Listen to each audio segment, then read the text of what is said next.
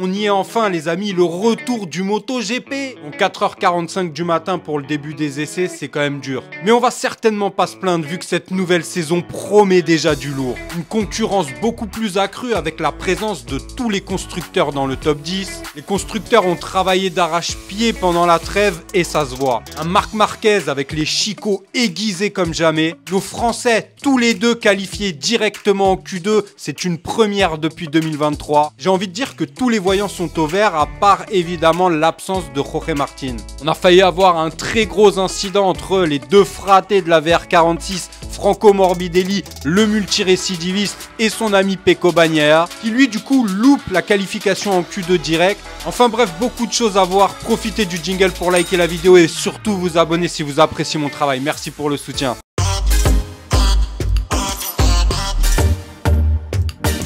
Eh bien mes amis, pour un début de saison, je crois qu'on pouvait pas rêver mieux. À part, on l'a dit, l'absence de Jorge Martin, pour le reste, tout roule plutôt dans le bon sens. Déjà au niveau de la diversité, de la concurrence, on voit que tous les constructeurs sont aux avant-postes. D'ailleurs, la présence de tous les constructeurs dans le top 10 en est la preuve. Un Joan Mir qui retrouve des ailes depuis ce matin. Zarco également qualifié pour la Q2, on va y revenir. Donc on voit quand même les progrès et de Honda et de Yamaha. Maintenant on verra, c'est le début de la saison, il va y avoir beaucoup d'embûches, beaucoup de difficultés, beaucoup d'obstacles, mais les améliorations sont là. On a vu des frères Marquez remonter comme des coucous. D'ailleurs, pour les essais, Alex fait le meilleur temps devant son frère Marc.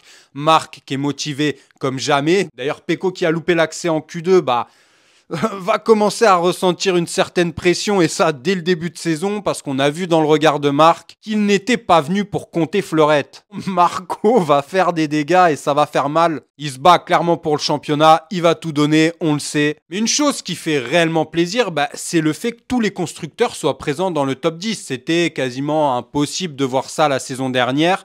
Et là, on voit qu'Honda, on l'a dit, a fait de gros progrès. Yamaha également, on a vu que pendant les essais 1, quasiment tous les pilotes, à part Alex Rins chez Yamaha, arrivaient à faire des bons chronos. Pour les essais qui comptent pour la qualif, on a la présence de Fabio Quartararo à la 8e place, qui s'est battu également pendant toute la séance pour être présent dans le top 10. La présence de nos deux Français directement qualifiés en Q2, chose qui ne s'était pas vue depuis 2023. Aprilia également qui est dans le coup avec Bezzecchi qui est bien présent aux avant-postes. Les deux pilotes de Trackhouse également dans le top 10 et qualifiés pour la Q2. Ça travaille fort chez Aprilia. D'ailleurs, ça se voit chez tous les constructeurs à l'œil nu. Un travail d'aérodynamique énorme a été fait. Beaucoup de nouveautés, de nouvelles pièces et visiblement ça apporte. KTM a également travaillé sur l'aérodynamisme. On pouvait avoir des doutes vu la situation économique de KTM qui est catastrophique. Mais visiblement, le développement a quand même été fait sur cette version 2025. Bon, sûrement que les travaux avaient déjà commencé avant que la sonnette d'alarme soit tirée. On voit que Pedro Acosta, lui, a fait quand même de très belles séances. Il est qualifié dans le top 10, à la 3e position derrière les frères Marquez. Pour le reste des pilotes KTM, c'est un peu plus laborieux, mais c'est que le début de saison, on va attendre de voir. Bastianini est loin, mais il faut qu'il s'adapte à sa nouvelle monture. Vignales est aux portes du top 10, donc pas si loin. Brad Binder est un peu plus loin. J'attends de lui qu'il soit quand même plus performant, parce que là, seul le soldat Pedro Acosta fait un peu le boulot. Il y a eu également un incident qui aurait pu être catastrophique. C'est encore le multirécidiviste Franco Morbidelli. Alors, vous connaissez mon attachement, mon amitié, mon amour pour Francky. Mais Francky, il fait encore des siennes et ça dès le début de la saison.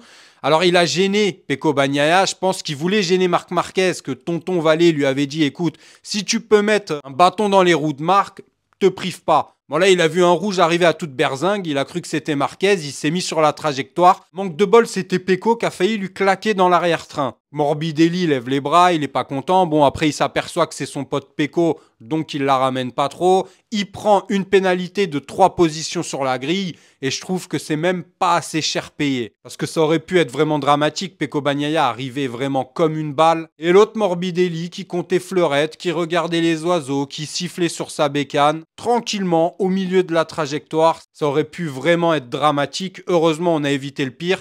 Mais Pecco la mauvaise, oui, Pecco la mauvaise parce que du coup, il n'est pas qualifié directement en Q2. Alors, je pense quand même qu'il va faire le boulot et se qualifier en Q2 durant la qualification 1, mais Bon, quand même, c'est un problème quand on sait qu'il y a Marc Marquez, la rivalité est là, il veut être un nouveau champion du monde, mais il y a Marc Marquez, et Marc Marquez, on le connaît, quand il a décidé quelque chose, il va au bout. Donc, ça va être une saison passionnante, mes amis. Donnez-moi votre avis sur ces premiers tours de roue, sur les premières performances, nos Français qualifiés en Q2. Que pensez-vous d'Yamaha et Honda? Des progrès quand même significatifs. En tout cas, ça y est, le début de saison est lancé. Je suis ravi de vous retrouver. Du coup, on se retrouvera dès lundi et on fera le débrief mardi à 21h en live comme à chaque fois. Profitez de votre week-end. Très bon Grand Prix à vous. On reste connectés évidemment. Prenez soin de vous et de vos proches. À lundi sur Vinson IGP. Ciao, ciao.